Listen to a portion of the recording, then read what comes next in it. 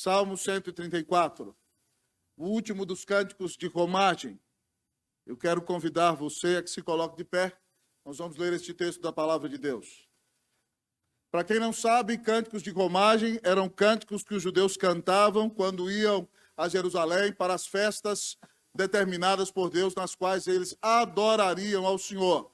Então, enquanto viajavam, eles enfrentavam as agruras do caminho, eles enfrentavam o risco de assaltantes, feras, o cansaço, a subida da montanha para Jerusalém, e esses são os cânticos com os quais eles louvavam a Deus, preparando-se para ir a Jerusalém adorar a Deus e também voltando para sua casa, agradecendo a Deus pelas bênçãos que tinham recebido de parte do Senhor.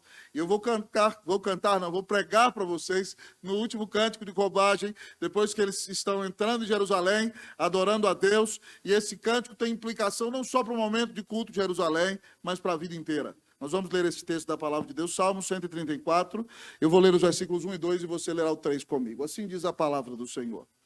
Cântico de romagem. Bendizei ao Senhor, vós todos servos do Senhor, que assistis na casa do Senhor nas horas da noite. Erguei as mãos para o santuário e bendizei ao Senhor todos. De Sião te abençoe o Senhor, Criador dos céus e da terra. Pai, fala ao nosso coração nessa noite, Pai. Pai, glorifica o nome de Jesus, Pai. Ó Pai, eu sou o menor dos teus vasos e peço ao Senhor que sejas propício a mim, pecador, Senhor. Ó Pai, que a tua graça seja abundante aqui, que o teu povo perceba que a presença de Jesus, que o teu povo, ó Deus, ó Pai, tenha um momento de comunhão íntima com o Espírito Santo. Ó Deus, que a presença graciosa do Espírito seja que nos alimente, que nos descedente, ó Deus, que nos leve a levantar os nossos olhares, não para vermos o pastor, mas para vermos o Senhor Jesus, que nos amou e deu a vida na cruz para nos salvar. É para Ele que nós estamos aqui, é para a glória dEle que nós vivemos. Deus, nós te agradecemos pelo perdão de pecados, pela vida eterna, pela paciência que o Senhor tem conosco. Toda a glória seja dada ao teu santo nome. Agora, Senhor, nós não merecemos nada de Ti, mas tem misericórdia de nós. Tu és o Deus de toda misericórdia. Deus longânimo, compassivo, assaz benigno. Então, Deus, resplandece a tua glória na face de Cristo e que nós o contemplemos com os olhos da fé nesta noite.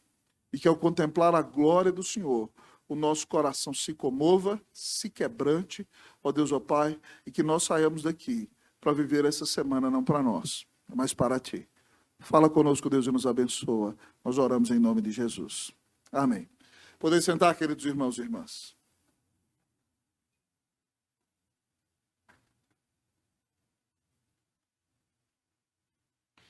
Quando não há culto na vida, não há vida no culto. Quando não há culto na vida, não há vida no culto. Muitas vezes nós podemos chegar aqui, irmãos, cantar, levantar as mãos e nos deleitarmos em momentos como estes, mas quando a nossa vida, de fato, não é uma vida de culto a Deus, é no mínimo uma inverdade o que estamos experimentando. E por isso, muitas vezes o culto humano carece de poder, porque o culto não está cheio da vida, porque a vida não é vivida como culto diante da face de Deus. Como eu disse a vocês, esse é o último cântico de romagem. É o cântico que o povo já cantava dentro de Jerusalém, adorando e exaltando a Deus pelo privilégio de estar na casa do Senhor. E esse cântico fala sobre o culto a Deus. Mas mais do que somente o culto em Jerusalém, porque ele já fala de um momento de encerramento do culto, ele fala daquele culto no qual eles adoram a Deus, mas vai reverberar no culto da vida durante todos os dias da sua existência. E ao olharmos para este salmo nessa noite, ele nos fala sobre a essência de uma vida de culto. A essência de uma vida de culto, que nós adoremos a Deus aqui em espírito e em verdade. Mas que nós saiamos daqui e que o culto continue, para que nós honremos a Cristo que morreu por nós, pagou a nossa dívida, e não vivamos para nós, mas vivamos para aquele que por nós morreu, que nos comprou com seu sangue, que nos dá o seu perdão e que nunca nos deixa e jamais nos abandona. Que Deus abra as janelas do seu coração nessa noite, abra os portões da sua mente e que você esteja preparado para entender a essência de uma vida de culto, para que você viva para a glória de Deus todos os dias da sua existência. O texto nos ensina, então, o que caracteriza a essência de uma vida de culto. Em primeiro lugar, o texto nos ensina que a essência de uma vida de culto é caracterizada pela obediência. A essência de uma vida de culto é caracterizada pela obediência. O Salmo diz no seu primeiro versículo: bendizei ao Senhor, vós todos servos do Senhor, que assistis na casa do Senhor nas horas da noite. O texto tem um imperativo aqui, uma ordem, irmão. Bendizei. Bendizei é falar bem. Ele está nos mandando falar bem de Deus para Deus. Ele está num paradigma verbal que significa intensidade. Então a ideia aqui seria: bendizei, bendizei, bendizei, bendizei, com todo o seu ser. Bendiga a Deus. Adore a Deus, glorifique a Deus. Fale bem de Deus para Deus, com todo o seu ser. Abençoe a Deus. Essa é a ideia desse verbo. E ele diz: bendizei ao Senhor, a esse grande Yahvé, que é o grande eu sou, o Deus autoexistente, o Deus eterno, o Deus infinito, o Deus imutável, Yahvé, o Deus da aliança, o Deus que libertou o seu povo da escravidão do Egito, o Deus que liberta o seu povo da escravidão do pecado. Ele diz: bendizei ao Senhor, mas quem tem que bendizer ao Senhor? Vós todos. Todos quem? Diz o texto: os servos do Senhor, que trabalham na casa do Senhor nas horas da noite. O culto em Jerusalém era realizado durante o dia, mas o templo precisava ser cuidado durante a noite pelos levitas. E lá também, ao lado do templo, tinham suas recâmaras os sacerdotes, que estavam ali prontos para orar a Deus, passarem vigílias à noite, invocando a presença do Senhor. Então esse texto se aplica, num primeiro lugar, naquele momento, para aqueles que estavam na direção do culto a Deus. Quando o culto terminava e todos voltavam para casa, aqueles que estavam ali no templo, os levitas cuidando da guarda do templo, os sacerdotes orando e invocando a presença do Senhor, nas horas da noite, quando todos já estavam em sua casa, eles tinham que bendizer ao Senhor. Eles tinham que adorar a Deus. Eles tinham que obedecer. Quando todos estavam descansando, eles tinham que estar ali para glorificar, para falar bem de Deus para Deus, para adorar a Deus, para exaltá-lo por sua bondade, por sua misericórdia, por sua doce compaixão e por seu maravilhoso amor. Hoje, esse salmo bem se aplica a nós. Na era cristã, que no dia do Senhor não adoramos somente no culto matutino, mas adoramos também nos cultos vespertinos. Então pode bem aplicar-se a nós, dizendo: bendizei ao Senhor vós todos. Todos nós que estamos aqui somos raça eleita, sacerdócio real, nação santa, povo de propriedade exclusiva de Deus. Cada crente é um sacerdote. Bendizei ao Senhor vós todos, servos do Senhor, que assistis na casa do Senhor nas horas da noite. Nossa vida tem que ser uma vida de adoração. No dia do Senhor, nós não fazemos o que nós queremos, e o que se nos dá na telha é porque o dia não é nosso. Nós priorizamos a adoração a Deus. Mas quando termina o dia do Senhor, quando muitos já estão descansando ou vivendo suas vidas, nós continuaremos bendizendo ao nosso Deus e o glorificando. E o verbo está no imperativo, é uma ordem. Nós temos que cultuar a Deus no culto público, mas nós temos que continuar bendizendo a Deus quando o culto público acaba. Estando nós no templo ou na casa do Senhor, que somos nós. Nós somos o templo. Nós somos o lugar em que Deus habita. Você é o templo do Espírito Santo. Então você tem que bendizer o Senhor em todo o tempo e glorificá-lo em cada momento de sua vida. O texto está nos dizendo que se nós queremos ter uma vida de culto, nós temos que ter uma vida de obediência. Uma vida que vive para a glória de Deus, para exaltar a Deus, para adorar a Deus com todo o seu coração. O nosso breve catecismo tem como sua primeira pergunta: qual é o fim principal do homem? Você saberia responder essa pergunta? Glorificar a Deus e regozijar-se nele para sempre. Nós fomos criados para a glória de Deus. E nós só cumpriremos o propósito da nossa existência quando nós vivermos para adorar a Deus. Quando nós vivermos para glorificar o nome do Senhor. Quando nós vivermos, amados irmãos, para exaltar o nosso Deus. Muitas vezes, irmão, você está vivendo uma vida de tristeza, uma vida de frustração, uma vida de angústia. Eu quero convocar você a analisar a sua vida. Você tem vivido para a glória de Deus? A sua vida está cheia de adoração? Esses dias eu estava orando lá em casa, eu falei, Deus, estou numa correria tão grande, tão cansado, mas eu quero mais do Senhor. O que está faltando na minha vida? E de repente eu fui ler um salmo, e o salmo dizia, louvai a Deus do seu santuário, e no firmamento obra do seu poder. Eu falei, eu cantava mais. Não só no momento devocional, mas durante o dia. E meu violão está estragado, eu vou ter que comprar um violão novo agora, pastor Silas, porque o Senhor está querendo que eu cante mais. E eu vou cantar mais. Porque eu fui criado para a glória de Deus. Uma vida de culto é uma vida de obediência. Essa semana, irmãos, eu li um livro maravilhoso da editora Cultura Cristã, que é a autobiografia do reverendo Francisco Leonardo e de sua esposa Margarida. Reverendo Francisco Leonardo é o sogro do doutor Elias Medeiros e do doutor Augusto Nicodemos Lopes. Ele, com sua esposa Margarida, que era filha de missionários da Indonésia, e morou 3 anos nos campos de concentração na Segunda Guerra Mundial, quando os japoneses invadiram a Indonésia. Aquela moça e a sua família sofreram muito. Ela se casou com o reverendo Francisco Leonardo na Holanda e vieram ser missionários do Brasil no ano de 1959. A missão holandesa mandou aquele servo para vir pastorear a igreja reformada holandesa de São Paulo. E eles, quando saíram de casa, saíram com o compromisso de onde a missão os enviasse, eles entenderiam que era a vontade de Deus. E eles vieram, ficaram 2 anos aqui em São Paulo, depois Deus os mandou lá em 1961 para Carambeí. E eles ficaram ali em Carambeí, onde tinha uma grande colônia holandesa e também em Castrolanda, e fizeram um trabalho maravilhoso. Depois de alguns anos, aquele servo foi enviado para o oeste do Paraná, em Cascavel, onde fez um trabalho missionário maravilhoso. Plantou uma igreja, abençoou várias congregações, viveram um verdadeiro avivamento ali. Quando chegou o ano de 1973, eles entendiam que já era hora de sair do interior. Eles vieram com 3 meninas da Holanda e tiveram mais 5 filhos no Brasil. E as 3 meninas que vieram crianças da Holanda já estavam ficando moças e chegou a hora de estudar. E ele tinha uma possibilidade de ir para Curitiba e a outra possibilidade de ir para Recife. E como estava no Paraná, já conhecia o jeito do povo do Paraná, ele estava com muita expectativa de que suas filhas logo pudessem namorar e se casar, e ele pensava em ficar no Paraná. E o reverendo Boanés Ribeiro lhe convidou para ir lecionar no Seminário Presbiteriano do Norte. E ele disse que gemeu, ele disse, eu não tenho os títulos necessários para isso. Então o reverendo Boanés falou, resolva o seu problema, vá para a Holanda e faça seu mestrado. E ele teve que ir para a Holanda e passou um tempo lá fazendo mestrado, mas ele estava com o coração pesaroso de ir para Recife. E ele estava pensando, ele dizia, eu vou para uma outra parte do Brasil que eu não conheço ninguém. Todo mundo fala que a cultura nordestina é totalmente diferente da cultura do Sul. Será que vai dar certo? Minhas filhas precisam se casar. E ele estava angustiado e Deus o estava dirigindo. E a esposa dele chegou para ele, por que você está duvidando desse jeito? Você nunca duvidou da direção de Deus quando a missão mandou a gente para algum lugar?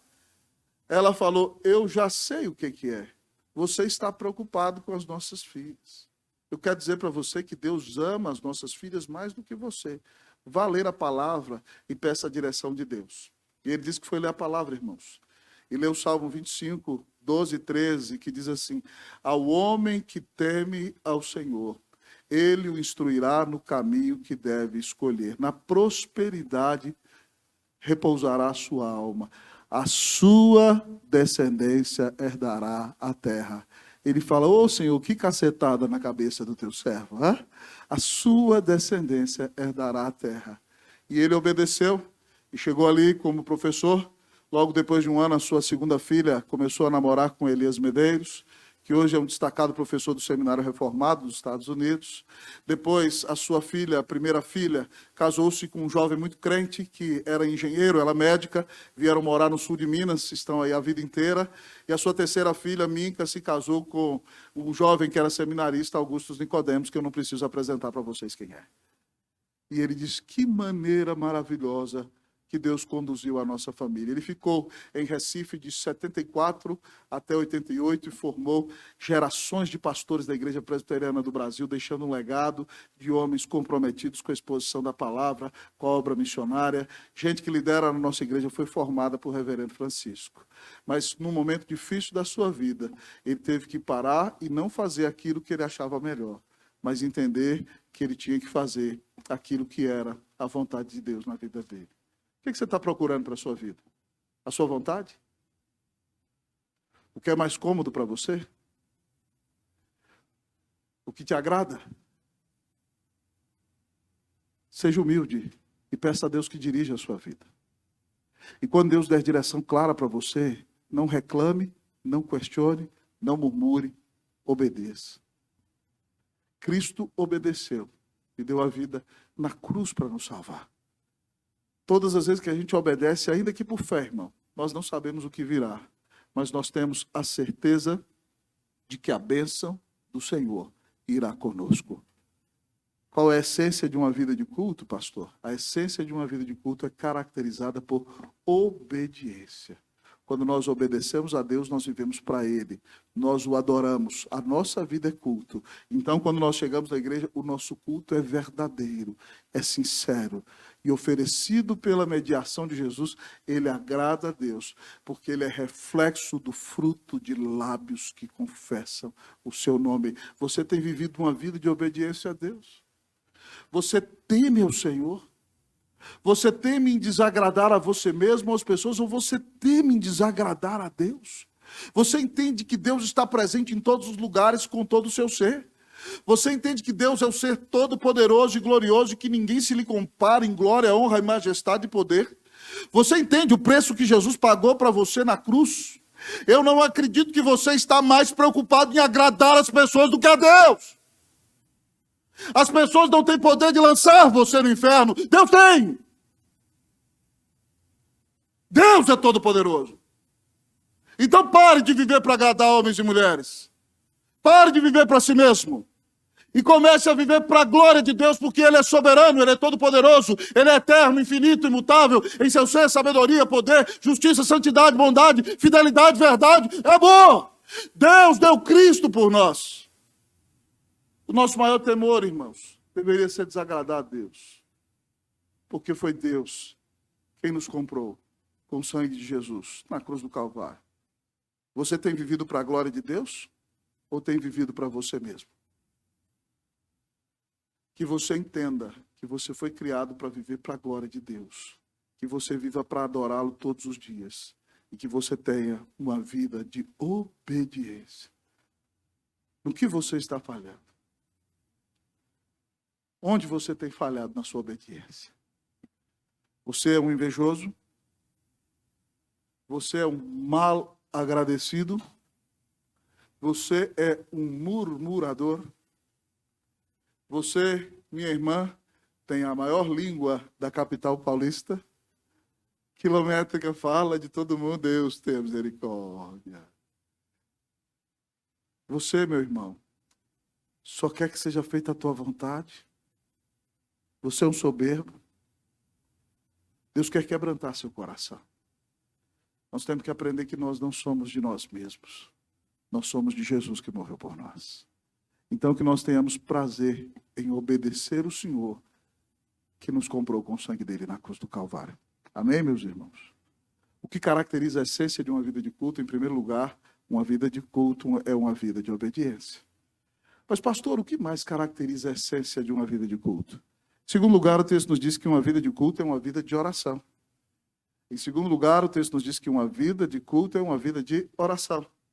Olhando aqui, irmãos, para o versículo de número 2, ele diz assim: erguei as mãos para o santuário e bendizei ao Senhor. Você sabe que o santuário era o lugar onde habitava a presença de Deus em Israel. Isso começou no tabernáculo e depois se manifestou no templo. Lá no templo havia o santo lugar e mais no fundo havia o santo dos santos, onde estava a arca da aliança, sobre ela estava a tábua do propiciatório, onde estavam os querubins, onde uma asa tocava na outra, e aquele lugar era o lugar onde estava a presença de Deus. O tabernáculo era o lugar onde a presença de Deus habitava. Então, toda vez que alguém em Israel queria orar ao Senhor e devia buscar ao Senhor, essa pessoa orava em direção a Jerusalém e em direção ao templo. E eu não sei se você sabe, mas o judeu nos dias do Antigo Testamento não orava como nós oramos. Um homem judeu poderia orar de joelhos, poderia orar no caminho, mas a maneira em que o judeu orava, muitas vezes era com suas mãos levantadas e com seus olhos abertos. E quando o Salmo está falando de erguer as mãos para o santuário, está dizendo que o judeu orava em direção ao santuário. Pasme comigo, irmão, o santuário é Jesus. O templo simboliza a Jesus. Quando o judeu orava com as mãos levantadas, olhando para o santuário, ele estava reconhecendo que ali estava a presença de Deus. E ele era perdoado por causa do sangue do Cordeiro. Ele tinha recebido a mediação, o perdão. E ele orava em direção ao lugar em que Deus habitava. O templo é Jesus. Então, quando alguém ergue as mãos para o santuário e louva o Senhor, significa que você ora na certeza de que o Senhor Jesus, que morreu na cruz por você, é o seu mediador, e Deus vai aceitar as tuas orações por causa da obra do Senhor Jesus. Erguer as mãos para o santuário significa confiar no Deus que nos salva, no Deus que está presente no meio do seu povo e que mandou o mediador para morrer na cruz para nos salvar. Pastor, que prova que o senhor tem que o judeu orava assim? Lembra no deserto, lá em Êxodo 17, 10 a 13, quando o povo de Deus está no deserto e os amalequitas vêm guerrear com o povo de Deus, querendo eliminar a linhagem do povo de Deus. Moisés chama Josué e o destaca como general de uma batalha, manda que ele reúna os homens e os manda para a guerra. E Moisés sobe para o monte junto com Arão e Ur, os principais presbíteros de Israel naquele tempo. E a palavra de Deus diz que Moisés orava com as mãos levantadas e olhando para o céu. E a palavra diz que enquanto Moisés mantinha suas mãos levantadas e orava, o povo de Deus vencia a batalha. Mas Moisés já era um senhor de mais de 80 anos. As mãos dele eram muito pesadas. E de repente ele se cansou de orar. E as mãos dele abaixaram. E quando as mãos dele abaixaram, a palavra de Deus diz que o povo de Deus começou a perder a guerra. Os amalequitas começaram a vencer. Arão e Ur, presenciando tudo aquilo, olhando a batalha lá de cima, correram, arrumaram um lugar para Moisés sentar, e um segurou a mão esquerda de Moisés, o outro segurou a mão direita. E aí eles oravam com Moisés. E quando Moisés orou, a palavra de Deus diz que Josué desbaratou a Amaleque e destruiu o inimigo. E o povo de Deus teve grande vitória. Então, erguer as mãos para o santuário é orar. É ter uma vida de oração. Se você quer viver uma vida de culto a Deus, você não consegue ter uma vida de culto, meu irmão, se você não tem uma séria vida de oração. Não dá para ser cristão sem ter uma séria vida de oração. Jesus lá em João 15 diz: eu sou a videira, vocês os ramos. Todo aquele que estiver ligado em mim e eu nele, esse vai dar muito fruto. Sem mim, nada podeis fazer. Nós precisamos ser homens e mulheres de oração. Nós precisamos investir tempo na presença do Senhor. Nós temos que gastar tempo na comunhão com Jesus. E ter prazer nesse deleite maravilhoso, porque se Jesus é a pessoa mais importante da nossa vida, para nós deve ser um prazer estar com Ele, adorá-lo, derramar diante dele o nosso coração, confessar os nossos pecados, pedir a Ele sabedoria, pedir a Ele graça, pedir a Ele a sua direção, compartilhar o nosso coração com Ele e estarmos na sua presença. Essa semana, irmãos, também eu tive a oportunidade de ler, no meio de grandes desafios, o primeiro livro escrito pelo reverendo Boanés Ribeiro, Apóstolo dos Pés Sangrantes. Ele escreveu esse livro quando tinha 26 anos, e ele conta a história de Sundar Singh, um rapaz que se converteu na Índia, mas não queria que a religião inglesa dominasse com sua cultura índia, então ele se vestiu de um mestre religioso hindu que se chamava Sadhu, que eram sábios, que invocavam a vários deuses e buscavam sabedoria e jejuavam, e ele então andava de laranja. O pai dele, que era o líder de uma região, por causa do seu nome, o expulsou de casa, ele apanhou, e ele então começou a pregar por vários lugares da Índia, e algumas vezes ele andava como sadhus, com os pés descalços, e os seus pés cortados marcavam o chão de sangue.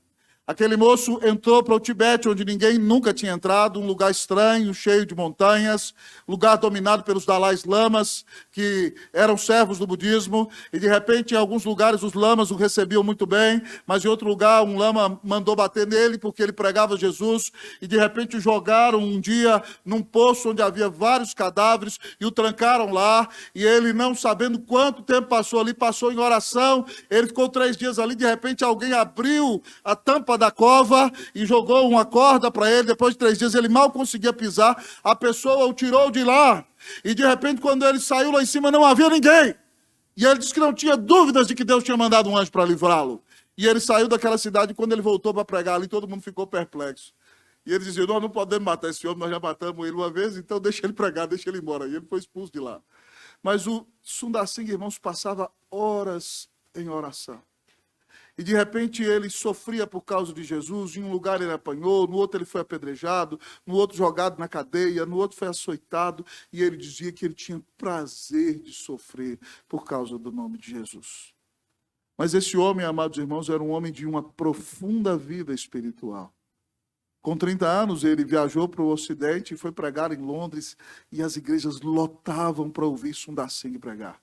Pregou em Nova York, pregou na Austrália, e Deus usou poderosamente. Em certa casa que Sundar Singh entrou para estar com um amigo em Londres, o amigo saiu da sala, as crianças dele estavam ali. Quando ele viu, Sundar Singh estava no chão rolando com as crianças nas costas. E quando ele foi embora, não se despediu das crianças. As crianças disseram, mamãe, Jesus foi embora e nem se despediu de mim. Em outra igreja que ele estava pregando, irmãos, com unção poderosa do Espírito Santo, uma criança de 7 anos estava sentada no primeiro banco, e aquele homem pregava com tanta graça de Deus, com tanta clareza, contando histórias como Jesus fazia, e quando ele terminou de pregar, a criancinha virou para a mãe e falou assim, mamãe, esse homem é Jesus? Aquele homem tinha tanta comunhão com o Senhor, vivia tanto para o Senhor, e buscava tanto a presença do Senhor, que as pessoas o confundiam com o seu próprio Senhor. Mas era um homem que tinha uma séria vida de oração. Ele voltou para o Tibete várias vezes, e aos 40 anos entrou a última vez, e ali morreu, ninguém sabe como, provavelmente como mártir, mas um testemunho impactante de alguém que deixou tudo, alguém de uma família rica, que se entregou à obra de Jesus. E ele, quando veio ao Ocidente, ele disse que ficava angustiado, como nós no Ocidente somos ativistas e temos pouca vida de oração. Ele disse que na Índia ele separava às vezes dias inteiros para orar. E quando veio para o Ocidente ele tinha que pregar 2 vezes por dia em cada lugar que ia. E ele ficava desesperado. Algumas vezes cancelou alguns compromissos só para poder orar. Porque precisava estar na presença de Deus. Você já cancelou algum compromisso porque precisava orar?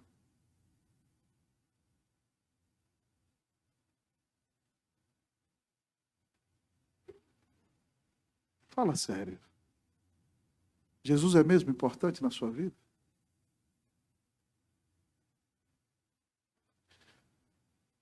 Ou você é um mero religioso?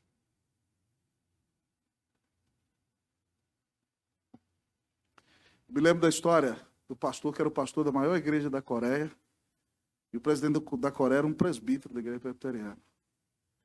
E o pastor entrou no gabinete pastoral e falou para a secretária assim, eu vou orar e não vou atender ninguém. Não me chamem. Pastor, nem se o presidente ligar, nem se o presidente ligar. Eu estou falando com alguém que é mais importante que o presidente. E quando o pastor trancou a sala para orar, quem ligou? O presidente da Coreia. E aquela moça falou, ele não pode falar com o presidente agora. O presidente tomou o telefone da secretária e falou assim, minha filha, aqui quem está falando é o presidente da Coreia. Ela falou, eu respeito muito o senhor presidente, mas ele está falando com alguém mais importante que o senhor. Ele, sério, quem é? Ele está falando com o rei dos reis. E ele disse que ele não pode ser incomodado por ninguém. E o presidente falou, tá bom, minha filha, quando o pastor terminar de orar, pede para ele ligar para mim. Imagina se eu falar para você que eu não te atendi porque eu estava orando. Como é que você vai reagir? Jesus é a pessoa mais importante da nossa vida.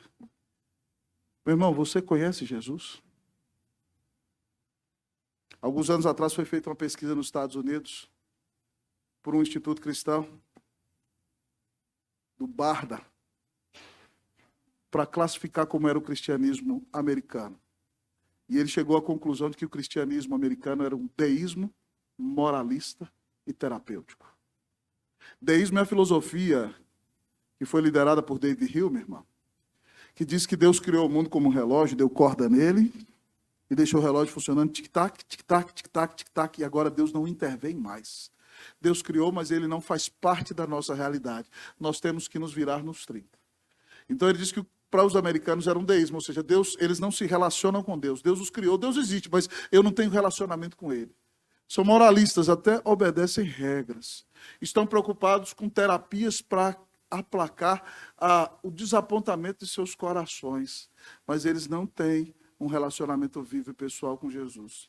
E qual não é a minha tristeza, que sendo pastor de ovelhas amadas, olhando para o testemunho do cristianismo no Brasil, eu chego à consequência de que também aqui, para muitos dos que estão na igreja, eles são meros deístas, moralistas e terapêuticos. Eles não estudam a sua Bíblia, eles não oram, eles não amam o Senhor Jesus, eles não têm um relacionamento vivo e pessoal com Ele. Eu não vou pedir para levantar a mão para não envergonhar você. Quantos anos de crente você tem? 5, 10, 15, 20. Quantas vezes você já leu a Bíblia inteira?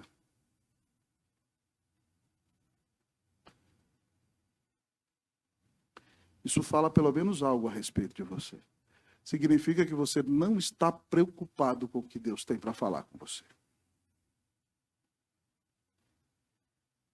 Você, 20, 30 anos, só isso, só aquilo.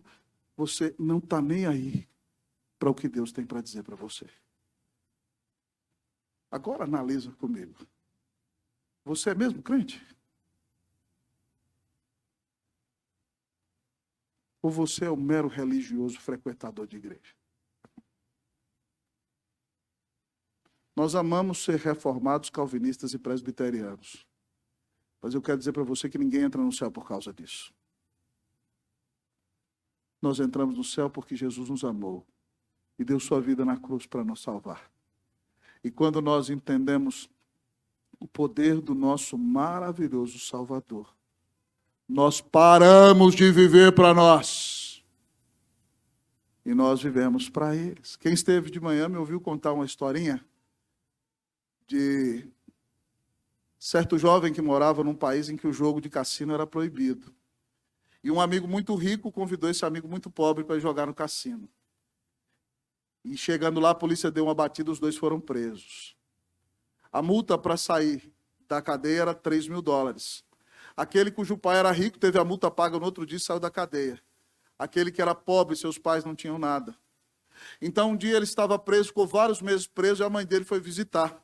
E chegando lá, a mão da mãe dele estava toda cortada. Toda cortada. E ele disse, mamãe, por que a senhora está cortando com a mão cortada desse jeito? E aquela senhora estava trabalhando numa pedreira. Pegava pedra de lascar, pegava de um lado, botava num carrinho do outro e foi cortando a mão toda. Ela disse, eu estou com a mão cortada, meu filho, porque eu estou trabalhando para te salvar. Eu estou trabalhando para tirar você daqui. Com a mão toda esfolada. Depois de alguns meses, ela juntou o valor equivalente a $3.000 e pagou a fiança do seu filho. Assim que ele saiu da cadeia, aquele amigo falou assim, vamos lá voltar a jogar? Ele falou assim, não. A sua libertação para você não custou nada. Mas a minha libertação custou o sofrimento da minha mãe. Custou as mãos cortadas da minha mãe. Quando você entende que a sua salvação custou o sangue do eterno Filho de Deus, que Jesus foi trucidado, dilacerado, rasgado, cravado numa cruz e recebeu a ira de Deus no teu lugar, você, meu querido amigo e irmão, não vai querer ficar longe de Jesus. Mas você vai invocá-lo, vai adorá-lo e vai viver para a glória dele todos os dias da sua vida. Não é possível que você ouça um sermão desse e não tome atitudes sérias. Eu quero desafiar você a sair daqui hoje e determinar um horário no qual você vai orar. Seria bom você fazer isso antes de fazer qualquer coisa amanhã cedo. Talvez na hora de descer da cama, no lugar de ficar de pé, já caia de joelhos. E fale com o Senhor. E peça perdão ao Senhor pela sua indiferença, pela sua frieza espiritual, porque você não o ama, porque Ele não importa para você. E porque você só quer fazer na sua vida a sua vontade e não a vontade dele. Que Deus tenha misericórdia de nós. Amém, meus irmãos? Se nós dobrarmos os joelhos e invocarmos a Deus, irmãos, nós veremos coisas maravilhosas. Se em nosso lar nós dobrarmos os nossos joelhos, nós veremos o poder do Espírito Santo atuando em nossa família. Se nessa igreja nós dobrarmos os joelhos, nós veremos Deus abrindo os céus e fazendo coisas gloriosas aqui. Com pouco que oramos, Deus já tem derramado bênçãos maravilhosas sobre nós. Ah, irmão, se nós orarmos, se nós erguermos as mãos e orarmos em nome de Jesus, ninguém poderá nos deter. Lembre-se da frase de Patrick Johnston: quando o homem trabalha, o homem trabalha. Quando o homem ora, Deus trabalha. Quando o homem trabalha, o homem trabalha. Quando o homem ora, Deus trabalha. Quem vai trabalhar por você? Que o Senhor trabalhe a seu favor. Amém, meu irmão? Que Deus traga um despertamento de oração para nós, em nome de Jesus. Amém. Você tem vivido uma vida de culto?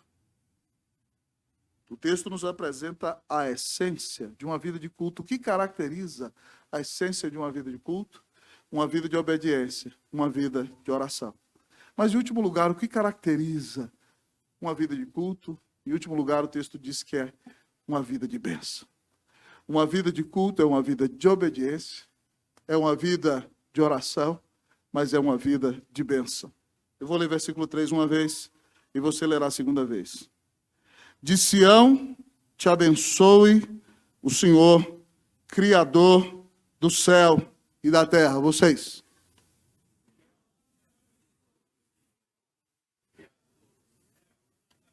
Vamos todos juntos mais uma vez? De Sião te abençoe o Senhor, Criador dos céus e da terra. Eu já disse para você que o templo está construído sobre o Monte Sião. E lá habita a presença de Deus. Deus abençoa o seu povo no Antigo Testamento a partir daquele lugar. Porque o templo é o lugar em que Deus habita. O templo simboliza Jesus. É a presença de Deus no meio do povo. Então, de onde Deus está, te abençoe o Senhor. Que a bênção chegue a todo Israel. Porque esse nosso Senhor, Ele é Criador dos céus e da terra. Ele domina sobre tudo. Só Ele é Criador. Todos os demais são criatura e criação. Só Ele ocupa esse posto. Então, Ele ocupa todos os lugares com todo o seu ser. Onipresença de Deus, amados irmãos, significa que Ele está presente em todos os lugares com todo o seu ser. Em alguns lugares Ele se manifesta de maneira graciosa. Em outros lugares Ele se manifesta de maneira irada. Mas em alguns lugares Ele resplandece a face com amor. Em alguns lugares Ele humilha o pecador. Mas Ele está em todos os lugares. Ele é o Criador dos céus e da terra. E Ele pode abençoar você em qualquer lugar que você estiver. Deus está tão preocupado de abençoar o seu povo, que no Antigo Testamento, quando terminava o dia da expiação, quando o povo de Deus estava todo reunido, o sacerdote então levantava suas mãos e abençoava o povo, dizendo: que o Senhor te abençoe e te guarde. Que o Senhor faça resplandecer o seu rosto sobre ti e de ti tenha misericórdia. Que o Senhor levante sobre ti o rosto e te dê a paz.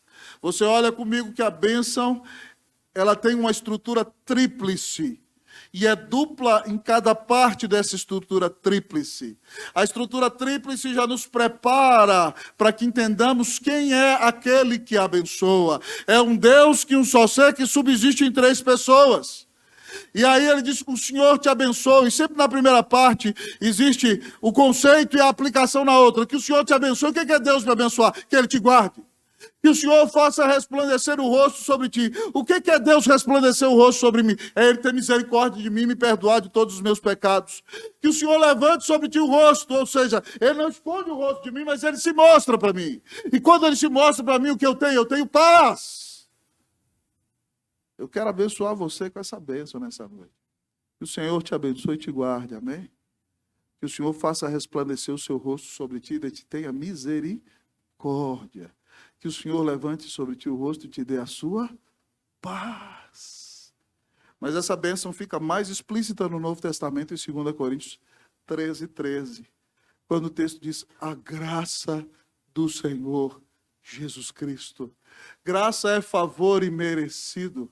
Graça é um presente que nós não merecemos. Graça é um veículo da glória de Deus. Graça é o perdão, é o indulto celestial. Graça é a própria presença graciosa do Senhor em nossa vida. A graça vem do Senhor Jesus que morreu por nós. Deus quer te abençoar com a graça do Senhor Jesus Cristo. E por causa da graça do Senhor Jesus Cristo, Ele quer derramar o amor dele sobre você. A graça do Senhor Jesus Cristo e o amor de Deus. Porque Deus nos amou, Ele nos escolheu antes da fundação do mundo, porque Ele nos amou, Ele mandou Jesus morrer por nós, porque Ele nos amou, Ele trouxe a salvação para dentro do nosso coração. E a bênção que é trinitária começa dizendo que é por causa da graça de Jesus que o amor de Deus é derramado sobre nós. E aí então nós recebemos a comunhão do Espírito Santo, a graça do Senhor Jesus Cristo e o amor de Deus e a comunhão, a união íntima com o Espírito Santo de Deus, a habitação do Espírito em nós, a união espiritual com Cristo, a presença do Senhor em nossa vida, como corpo, nós podemos desfrutar dessa bênção, porque o Espírito Santo está em nós. Que a graça do Senhor Jesus Cristo, o amor de Deus e a comunhão íntima com o Espírito Santo sejam sobre a tua vida nessa noite, em nome de Jesus. Amém! Que Deus te abençoe, amém, meu irmão? Que Ele faça resplandecer sobre ti o rosto e que Ele te dê paz. Em nome de Jesus. Amém. Eu quero lhe perguntar, você tem vivido uma vida de culto a Deus? O domingo é maravilhoso. Para mim, é o melhor dia da semana. Onde nós reunidos nos entregamos ao nosso Deus e o ouvimos falar conosco. Mas o domingo é um oásis. De segunda a sábado nós estamos no deserto. Adorar a Deus no culto é fácil. Onde todas as coisas estão controladas pelo Senhor. Onde toda a liturgia do culto tem um significado. Hoje, quando eu ia ouvindo a sequência da liturgia, cada um dos presbíteros dirigindo, eu falei, meu Deus, eu já ouvi o evangelho na liturgia. Hein? Eu já fui abençoado na ordem do culto. Deus é um Deus de ordem. E depois Deus ainda nos fala claramente na palavra.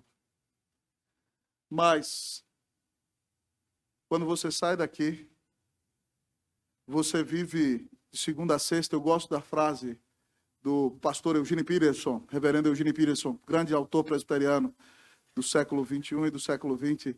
Ele dizia o seguinte, que o domingo é o lugar da paz, é o lugar do encontro, é o lugar do oásis.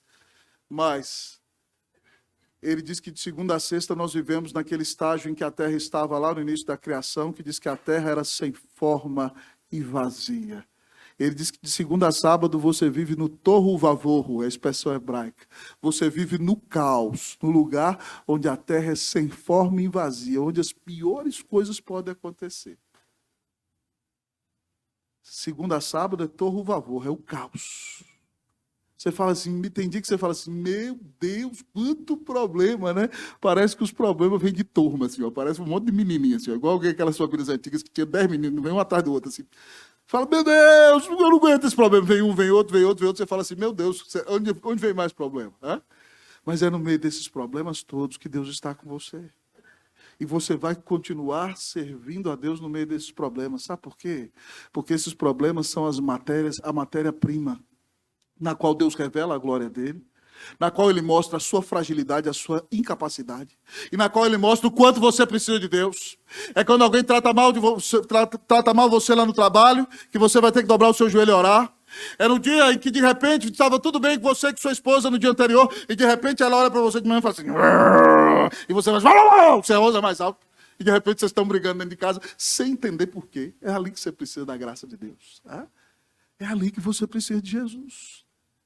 E ali você tem que continuar sendo um crente fiel. Como é que nós vamos viver uma vida de culto, de segunda a sexta?